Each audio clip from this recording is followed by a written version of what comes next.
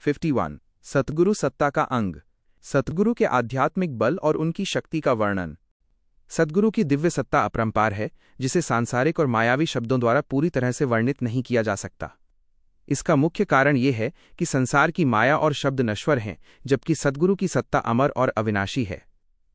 फिर भी जगत के लोगों को इस सत्ता का बोध कराने के लिए सतगुरु ने सांसारिक उदाहरणों और प्रमाणों का सहारा लेकर इसे एक नमूने, संक्षिप्त रूप के रूप में समझाने का प्रयास किया है। महाराज आगे कहते हैं कि जब सद्गुरु की यही अमर सत्ता शिष्य के घट में जागृत हो जाती है, तो वह हंस आत्मा काल के 3 लोक और 14 भुवनों के इस भवसागर को पार करके परम महासुख से भरे अमर और अगम देश सतलोक में पहुंच जाता है। चंद्रमा के शरीर में कुदरती रूप से अमृत निवास करता है, जिसके प्रभाव से उसे सूर्य का प्रचंड तेज भी चंदन के समान शीतल और सुखदायक प्रतीत होता है। चकोर पक्षी को उसी चंद्रमा से अनन्य प्रीति होती है, इसलिए वो निरंतर चंद्रमा के मुख को निहारता रहता है। इस अनन्य ध्यान से चंद्रमा का अमृत चकोर के नयनों के मार्ग से उसके शरीर में उतर जाता है। इस अमृत के प्रभाव से चकोर पक्षी के लिए भी जलते हुए अंगारे शीतल हो जाते हैं और वह उन्हें आनंदपूर्वक चुकता है। इसी प्रकार चंद्रमणि हीरा पूनम की चांदनी के प्रकाश से साधारण कांच के टुकड़ों को भी अपने ही समान तेजस्वी बना देता है। सच्चे सतगुरु भी चंद्रमणि हीरे के समान समर्थ होते हैं। वे स्वयं काल से मुक्त और अमूल्य हैं तथा अपने संपर्क में आने वाले शिष्य को भी अपने समान कालमुक्त और अमूल्य बना देते हैं। जैसे दीपक राग के गाए जाने पर बुझा हुआ दीपक स्वयं ही प्रज्वलित हो उठता है, ठीक वैसे ही समर्थ सतगुरु की कृपा से मोह माया और अज्ञान के अंधकार में भटकता हुआ जीव जागृत होकर वैराग्य और सत्विज्ञान से पूर्ण हो जाता है। शिष्य चाहे कितना भी करणी से हीन या साधनहीन क्यों न हो, सतगुरु अपने सत्य स्वरूप विज्ञान के बल से उसे अपने ही समान समर्थ और प्रवीण बना देते हैं। जिन्हें सच्चे सद्गुरु की संगति प्राप्त हो गई है, उनकी जीवन की कमाई सफल हो गई है और वे जीव धन्य हैं। महाराज दृष्टांत देते हैं कि पंख वाले जहरीले सर्प के शरीर में उसके अपने ही विष की भयंकर तपन होती है, जिसे शांत करने के लिए वो उड़ता हुआ चंदन के वृक्ष की खोज करता है। जैसे ही वो चंदन के पेड़ से लिपटता है, उसकी विषैली तपन सदा के लिए शांत हो जाती है। इसी प्रकार संसारी जीव को तड़पाने वाली आधि, मानसिक दुखों, व्याधि, शारीरिक रोगों और उपाधि, सांसारिक झंझटों के तीनों तापों की भयंकर ज्वाला सतगुरु की संगति पाते ही शांत हो जाती है और शिष्य का अंतःकरण शीतल हो जाता है। महाराज संजीवनी बूटी का दृष्टांत देकर समझाते हैं कि जैसे बहती नदी में एक ओर से संजीवनी बूटी और दूसरी ओर से मुर्दा बहता हुआ आए और जल की तरंगों से वह बूटी मुर्दे के मुख में चली जाए, तो मुर्दा पुनः जीवित हो उठता है। उस मुर्दे ने जीवित होने के लिए स्वयं कोई करणी या प्रयास नहीं किया था, ये केवल संजीवनी बूटी का ही निज गुण और प्रभाव था। ठीक इसी प्रकार सतगुरु की दिव्य सत्ता काम करती है। शिष्य चाहे कितना भी साधनहीन या अनजान क्यों न हो, यदि वह निष्कपट भाव से सतगुरु की शरण में आ जाता है, तो सतगुरु की समर्थ सत्ता उसे काल के चक्र से छुड़ाकर परम महासुख के अमर लोक सतलोक में पहुंचा देती है। जैसे अमृत पीने से जीव अमर हो जाता है, वैसे ही सतगुरु अपनी सत्ता से शिष्य को अनहद शब्द रूपी अमृत रस पिलाकर सदा सदा के लिए अमर कर देते हैं। पारस पत्थर में ये अलौकिक पराक्रम होता है कि वो साधारण लोहे को स्पर्श होते ही खरा सोना बना देता है। सोना बन जाने के बाद उस पर कभी जंग काट नहीं लगता और न ही उसका विनाश होता है। ठीक ऐसा ही परम समर्थ पराक्रम सतगुरु में होता है। सतगुरु की शरण और कृपा प्राप्त होने के बाद शिष्य को बार बार जन्मने मरने और 84 लाख योनियों में भटकने का काल रूपी काट नहीं लगता। एक बार देह छूटने पर वो अमर लोक ही जाता है, फिर कभी जन्म, वृद्धावस्था और मरण के चक्र में वापस नहीं आता। जिस प्रकार कल्प वृक्ष मन की कल्पना के अनुसार सांसारिक सुखों की इच्छा पूरी करता है, उसी प्रकार सतगुरु जीव के निज मन की समस्त चाहनाओं को पूरा करते हैं। सतगुरु कल्प वृक्ष से भी बढ़कर सुखों का अथाह भंडार हैं। चिंतामणि रत्न के हाथ में होने से मनुष्य जिस जिस सुख का चिंतन करता है, वह उसे तुरंत प्राप्त हो जाता है।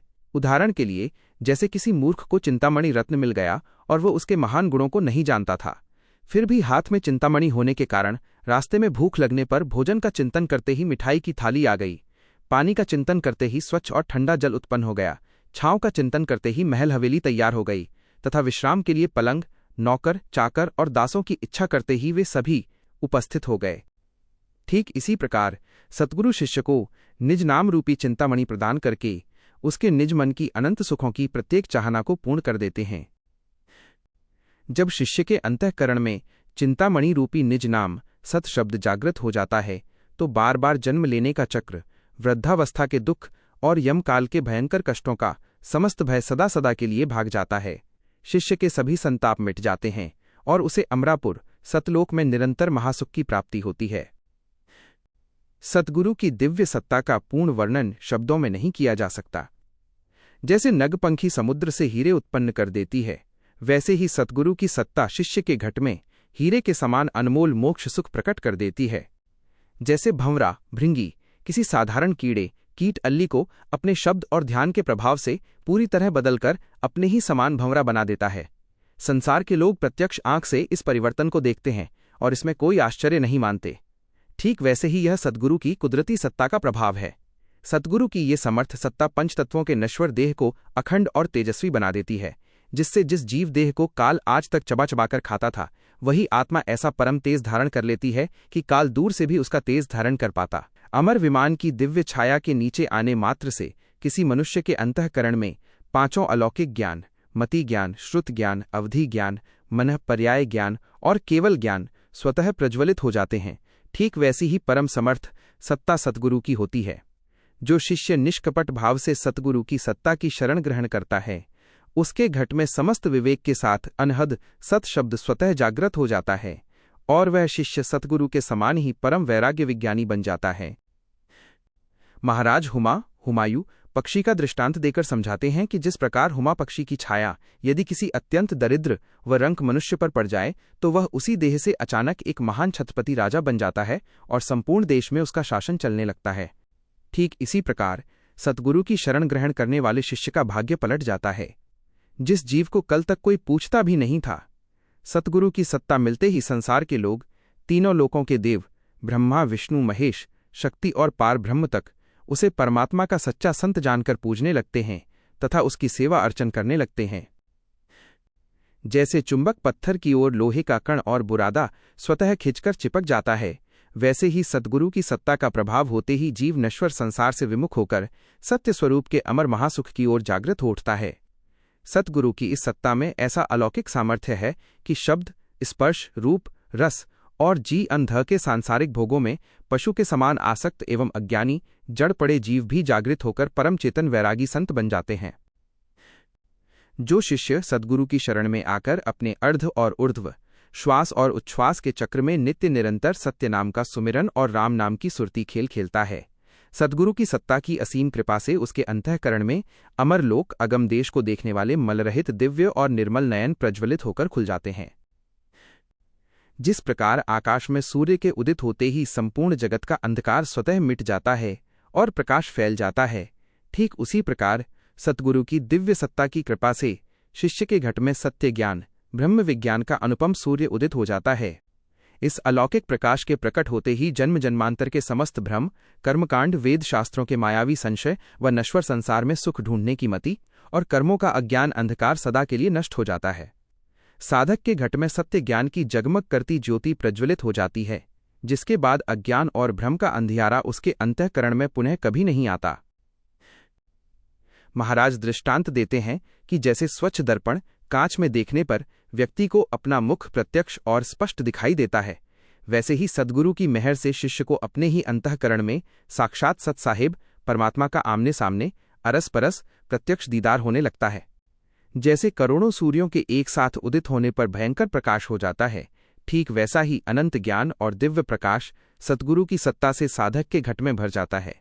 साधक को अपने निज दिल अंतःकरण में ही निरंतर सत साहेब के दर्शन प्राप्त होने लगते हैं। जैसे वर्षा ऋतु में जल की बूंदें और मोती के समान ओले गिरते हैं, वैसे ही सद्गुरु कृपा से शिष्य के घट में अमृतरस की धारा और आनंद की अनहद बूंदें बरसने लगती हैं। जैसे दीपावली के पर्व पर सर्वत्र दीपक जगमगाते हैं, वैसे ही साधक के पूरे देह मंदिर में विज्ञान ज्ञान रूपी दीपकों की अनुपम झिलमिल जगमगाहट हो जाती है। यह अलौकिक आश्चर्य देखकर साधक का निज मन सतगुरु की सत्ता पर नतमस्तक हो जाता है और मानसी चंवर ढुलान लगता है। जैसे सती स्त्री को संपूर्ण जगत में केवल अपना पति ही दिखाई देता है, वैसे ही साधक को घट के भीतर और बाहर केवल अपने समर्थ सतगुरु साहेब का स्वरूप ही दृष्टिगोचर होता है। महाराज परम कृतज्ञता व्यक्त करते हुए फरमाते हैं कि ऐसे समर्थ सतगुरु देव के चरणों में मेरा सर्वस्व और प्राण न्योछावर हैं, जिन्होंने मुझे ऐसा परम गूढ़ भेद प्रदान किया है। जैसे संसार में देवी देवताओं की मूर्तियों के लिए पत्थरों के बाह्य मंदिर बनाए जाते हैं, वैसे ही सतगुरु ने अपनी सत्ता से इस काया तन को ही साक्षात परमेश्वर का मंदिर बना दिया है। इस तन मंदिर के भीतर विराजमान आत्मदेव परमात्मा का साक्षात दर्शन कराया तथा उस निर्गुण निरंजन अमर साहिब की वास्तविक निष्काम भजन भक्ति का भेद घट के भीतर ही प्रकट कर दिया। महाराज बाह्य पूजा के स्थान पर आंतरिक मानसी पूजा का मर्म समझाते हैं। जैसे बाह्य मंदिरों में भक्त पुष्प और चंदन अर्पित करते हैं, वैसे ही सद्गुरु की कृपा से साधक का निज मन प्रेम के पुष्प लेकर आता है और उसका निश्चल चित्त अनन्य प्रीति रूपी चंदन सतसाहिब के चरणों में चढ़ाता है। साधक को इसी प्रकार अपने घट के भीतर प्रस्फुटित निहक्षर सतशब्द साहिब की सच्ची सेवा, वंदना और आरती करनी चाहिए।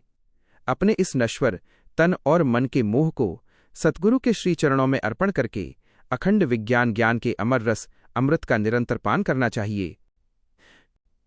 जैसे मंदिरों में रात दिन धूप जलाया जाता है, वैसे ही सतगुरु के ध्यान में अनन्य प्रेम रूपी धूप निरंतर जलता रहता है। तन मंदिर के भीतर ज्ञान रूपी दीपक में सतगुरु प्रीति की बाती प्रज्वलित हो उठती है। जैसे भक्त महिलाएं मंदिर में जल के कलश भर भर कर लाती हैं, वैसे ही साधक के घट में सुखमणा सुषुम्रा नाड़ी अनहद अमृतरस के कलश भरकर लाती है। इसके फलस्वरूप देह मंदिर के भीतर ज्ञान ज्योति की ऐसी अनुपम और सुहावनी झिलमिल झिलमिल छा जाती है, जिससे अंतःकरण परम आनंद से भर जाता है। महाराज अंतःकरण के अनहद नाद का विशद वर्णन करते हैं। सद्गुरु की निहक्षर सत्ता की कृपा से साधक के घट में बिना किसी बाह्य वाद्य यंत्र के स्वतः ही मुरली, बीणा और शहनाई सुरनाई की मधुर ध्वनियां बजने लगती हैं। गगन मंडल दसम द्वार में बिना मुंह से बजाए शंख का गंभीर और भयंकर नाद गूंज उठता है, जिससे संपूर्ण देह आकाश आच्छादित हो जाता है। बिना हाथ से बजाए अनहद झालरों की झंकार चारों ओर सुनाई देने लगती है।